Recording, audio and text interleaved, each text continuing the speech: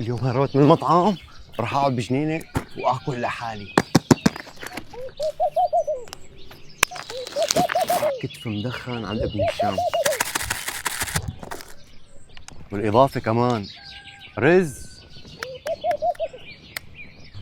صوص الدقوس، العسل.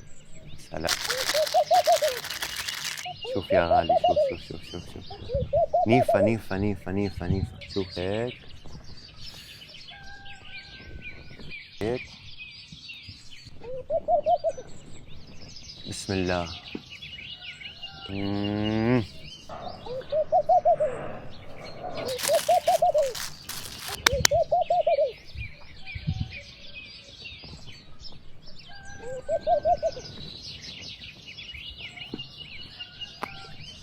مم.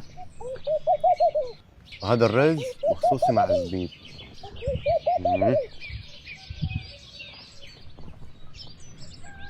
لحظة شو؟ عسل، العسل مع اللحم دقتوشي. شو هذا؟ الحمد لله رب العالمين، عن جد كان الأكل شيء بده يمكن 2 3 لحتى يشبعوا، وأنا شو قضيت عليهم. تعبت المفاصل وارتخت المفاصل.